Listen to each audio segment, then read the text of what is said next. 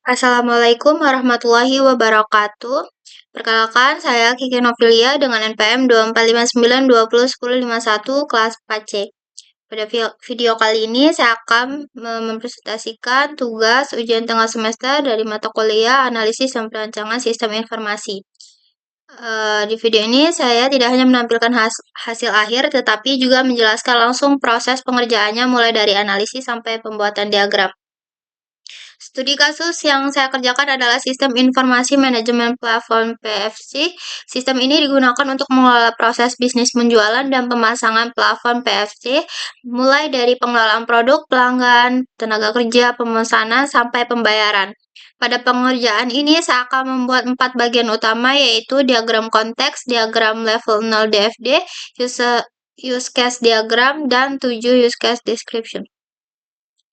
Baik, sekarang saya masuk ke bagian pertama, yaitu diagram konteks. Berdasarkan studi kasus, sistem informasi manajemen plafon PFC digunakan untuk mengelola data produk plafon, data pelanggan, data tenaga kerja, atau tim.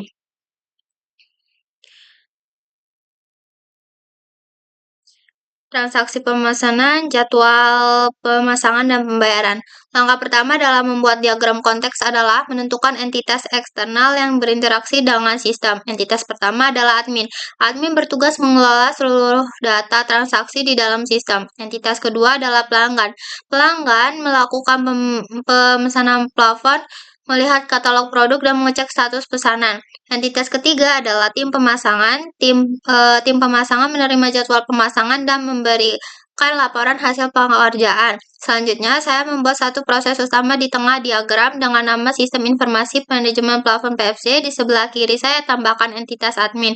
Admin mengirimkan data produk, data pelanggan, dan data tenaga kerja ke dalam sistem. Kemudian sistem memberikan laporan transaksi kepada admin. Di sebelah kanan saya tambahkan entitas pelanggan. Pelanggan mengirimkan data pemesanan dan konfirmasi pembayaran ke sistem. Sistem memberikan katalog produk dan informasi status pesanan kepada pelanggan. Lalu di bagian bawah, saya tambahkan entitas tim pemasangan. Sistem memberikan jadwal pemasangan kepada tim pemasangan. Kemudian tim pemasangan mengirimkan laporan penyelesaian pekerjaan ke sistem. Jadi, diagram konteks ini menggambarkan hubungan antara sistem dengan pihak luar tanpa menampilkan proses internal dalam sistem.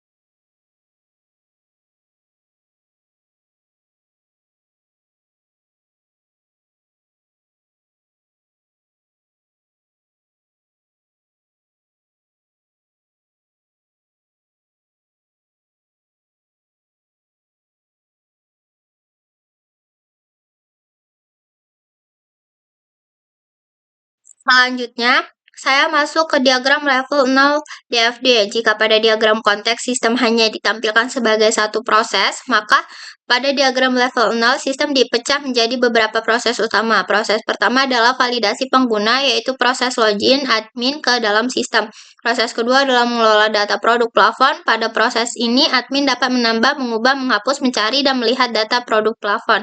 Proses ketiga adalah mengelola data pelanggan. Proses ini digunakan untuk mengelola data pelanggan seperti nama, alamat, dan nomor kontak. Proses keempat adalah mengelola data tenaga kerja. Pada proses ini, admin mengelola data tim, pemasangan, dan status ketersediaannya. Proses kelima adalah mengelola pemesanan. Proses ini mencakup pembuatan pemesanan, pemilihan produk, penjadwalan pemasangan, dan penugasan tim. Proses keenam adalah mengelola pembayaran. Proses ini digunakan untuk mencatat pembayaran DP maupun pelunasan.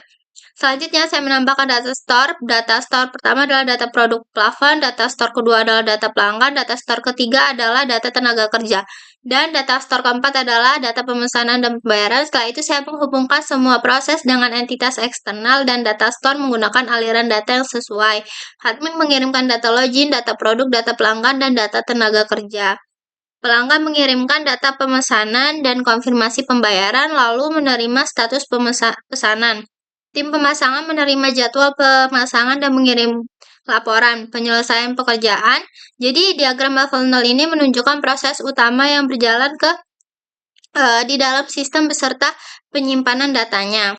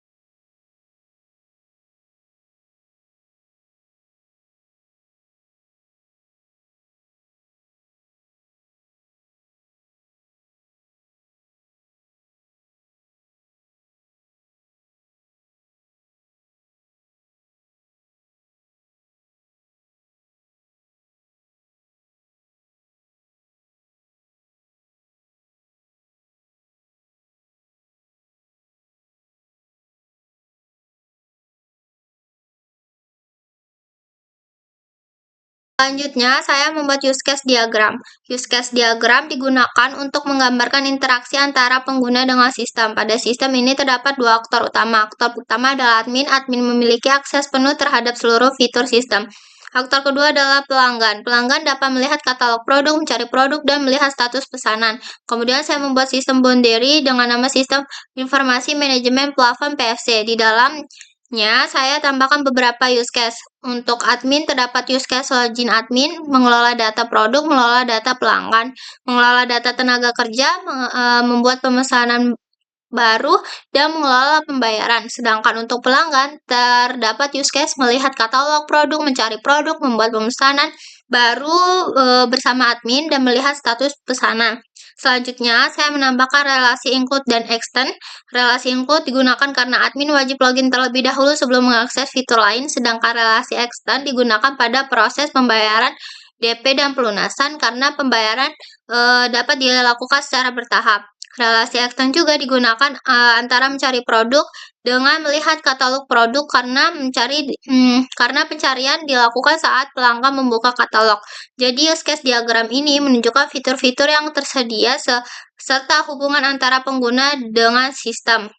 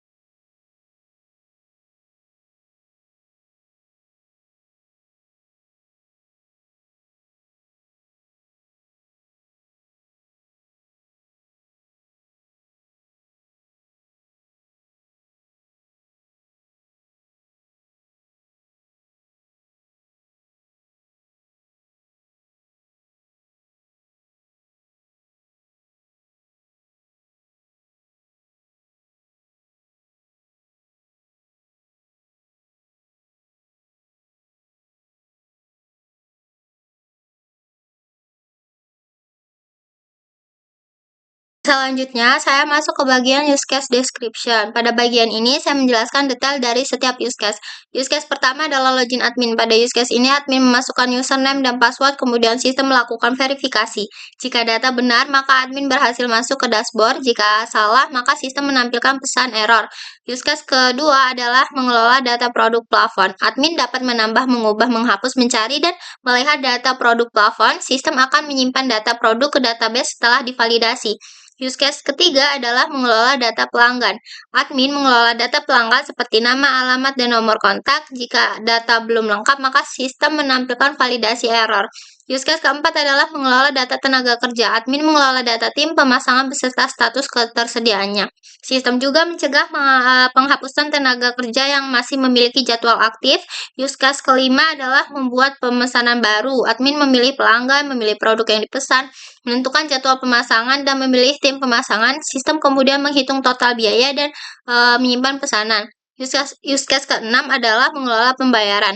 Admin mencatat pembayaran DP maupun pelunasan. Sistem akan memperbarui status pembayaran dan menyimpan riwayat transaksi. Use case ke-7 adalah melihat katalog dan status pesanan.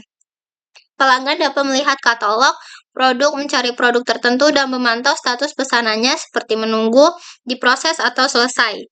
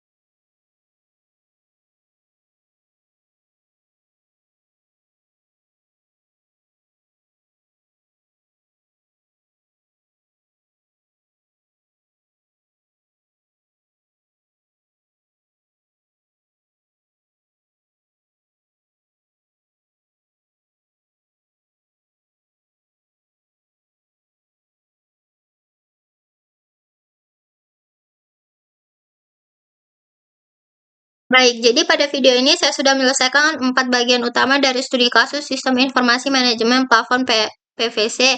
Yang pertama yaitu diagram konteks, yang kedua diagram level 0 DFD, yang ketiga use case diagram, dan yang keempat 7 use case description. Dari seluruh diagram dan deskripsi tersebut, sistem sudah dapat menggambarkan proses bisnis utama pada usaha pemasangan dan penjualan plafon PVC. Terima kasih. Semoga bermanfaat untuk kita semua. Saya akhiri. Wassalamualaikum warahmatullahi wabarakatuh.